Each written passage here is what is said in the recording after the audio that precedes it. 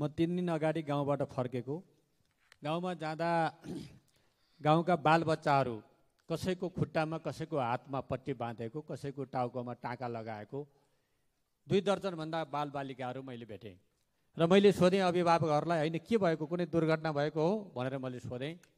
अभिभावकहरूले मलाई के भन्नुभयो भने, होइन हाम्रा मास्टरबुरी सबै लगेर सरकारले काठमाडौँमा राखिदिएको छ। अब हाम्रा यी केटाकेटीहरू कहिले भिर कहिले पाखा कहिले रुखमा जान्छन्, पढ्ने कुरा त हरायो, अब यिनको उपचार गर्न नै झन् थप ऋण बोक्नु परेको छ भनेर उहाँहरू दुखी पोख्दै हुनुहुन्थ्यो। सभामुख महोदय, शिक्षकहरू आन्दोलनमा हुनुहुन्छ। हिजो मात्रै शान्तिपूर्ण शिक्षकको आन्दोलनमा सरकारले दमन गर्यो र त्यहाँ गरिएको दमन जुन ढङ्गले सरकार शान्तिपूर्ण तरिकाले बसिरहेका शिक्षकहरूमाथि पानीको फोहरा, लट्ठी, अर्सु ग्यास प्रहार गरेर दर्जनौं शिक्षकहरू घाइते हुनुभएको छ र आज अस्पतालमा उपचार गरिरहनु भएको छ र एउटा सबिना कार्की पत्रकार गम्भीर घाइते हुनुभएको छ। यस्तो अवस्था आज किन सिर्जना भइरहेको छ? सरकारले शिक्षकहरूका माग पुरा गर्नुको सट्टा किन दमन गरिरहेको छ? यसको म भर्त्सना गर्न चाहन्छु, खेद प्रकट गर्न चाहन्छु र घाइते शिक्षक तथा पत्रकारको स्वास्थ्य लाभको कामना गर्न चाहन्छु। सभामुख महोदय, संविधान निर्माणसँगै हामीले नयाँ ऐन बनाएर शिक्षालाई नयाँ दिशा दिनु पर्दथ्यो। आजको विकास, आजको देशको आवश्यकता, आजको विश्व बजारको माग र प्रतिस्पर्धा, आजको टेक्नोलोजीलाई प्रयोग गर्ने गरी शिक्षा ऐनलाई परिवर्तन गर्नु पर्थ्यो, पाठ्यक्रम परिवर्तन गर्नु पर्थ्यो, पाठ्यपुस्तक परिवर्तन गर्नु पर्थ्यो, तर त्यो भइरहेको छैन। आज पुराना ऐन र कानुनहरूले आज सङ्घीय लोकतान्त्रिक गणतन्त्रको कार्यान्वयनमा बाधा अर्चन भइरहेको छ।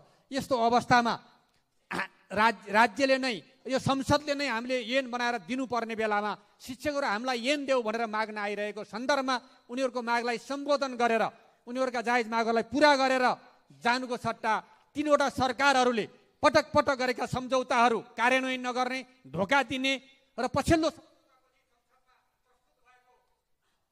सरकारले प्रहरीहरूमाथि राज्यले दमन गर्यो, दर्जनौं शिक्षकहरूमाथि प्रहरीहरूले दमन गर्यो, राज्यले दमन गर्यो शिक्षकहरूमाथि र दर्जनौं शिक्षकहरू घाइते भएर अस्पतालमा छन्।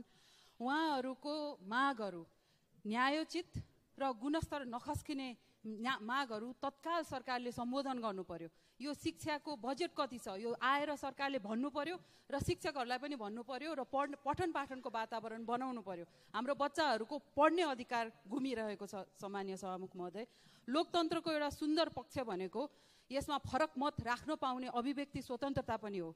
तर जुन प्रकारले यो राज्य अधिनायकवादतर्फ हिँडिरहेको हो कि जस्तो भान हुने किसिमले गइरहेछ, यो टिरेनी अफ मेजोरिटी अर्थात् यो बहुमतको यो अत्याचारको तर्फ त सरकार गइरहेको छैन। यसमा म गम्भीर ध्यान आकर्षण गराउन चाहन्छु र शिक्षक साथीहरूलाई पनि भन्न चाहन्छु, तपाईहरू जबसम्म नेपाली जनता मात्रै भएर बस्नुहुन्छ, यो राजनीतिक दल, सदन सबैको मालिक बनेर बस्नु सक्नुहुन्छ।